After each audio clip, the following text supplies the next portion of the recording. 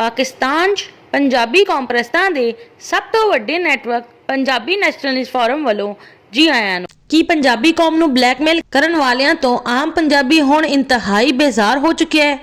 ਬਲੋਚਾਂ ਦੇ ਇਲਾਵਾ ਪਠਾਨਾਂ ਤੇ ਮੁਹਾਜਰਾਂ ਦੀ ਤਰਫੋਂ ਵੀ ਪਾਕਿਸਤਾਨ ਦੀ ਸਟੈਬਲਿਸ਼ਮੈਂਟ ਤੇ ਪਾਕਿਸਤਾਨ ਦੀ ਬਿਊਰੋਕ੍ਰੇਸੀ ਨੂੰ ਪੰਜਾਬੀ ਸਟੈਬਲਿਸ਼ਮੈਂਟ ਤੇ ਪੰਜਾਬੀ ਬਿਊਰੋਕ੍ਰੇਸੀ ਕਹਿ ਕੇ ਤਨਕੀਦ ਕੀਤੀ ਜਾਂਦੀ ਹੈ, ਤੋਹੀਨ ਕੀਤੀ ਜਾਂਦੀ ਹੈ ਤੇ ਤਜ਼ਲੀਲ ਵੀ ਕੀਤੀ ਜਾਂਦੀ ਹੈ।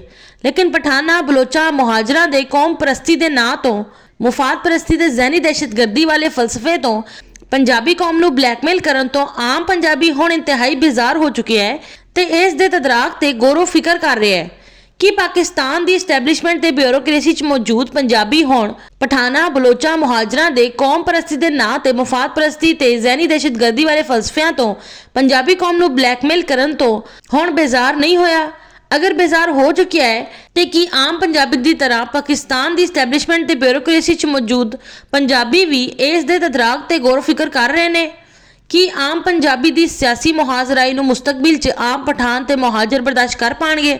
ਕਿ ਪਾਕਿਸਤਾਨ ਦੀ ਸਟੈਬਲਿਸ਼ਮੈਂਟ ਤੇ ਬਿਊਰੋਕ੍ਰੇਸੀ 'ਚ ਮੌਜੂਦ ਪੰਜਾਬੀ ਦੀ ਇੰਤਜ਼ਾਮੀ ਮੁਹਾਜ਼ਰਾਈ ਨੂੰ ਮੁਸਤਕਬਲ 'ਚ ਪਾਕਿਸਤਾਨ ਦੀ ਸਟੈਬਲਿਸ਼ਮੈਂਟ ਤੇ ਬਿਊਰੋਕ੍ਰੇਸੀ 'ਚ ਮੌਜੂਦ ਪਠਾਨ ਤੇ ਮੁਹਾਜਰ ਬਰਦਾਸ਼ਤ ਕਰ ਪਾਣਗੇ? ਕਿ ਮੁਸਤਕਬਲ 'ਚ ਪੰਜਾਬੀ ਦੀ ਸਿਆਸੀ ਤੇ ਇੰਤਜ਼ਾਮੀ ਮੁਫਾਹਮਤ ਪਠਾਨ ਤੇ ਮੁਹਾਜਰ ਦੇ ਬਜਾਏ ਸਮਾਰਟ ਤੇ ਬਰਾਹਵੀ ਕੌਮਾਂ ਤੋਂ ਵੱਧਦੀ ਹੋਈ ਮਹਿਸੂਸ ਨਹੀਂ ਹੋ ਰਹੀ?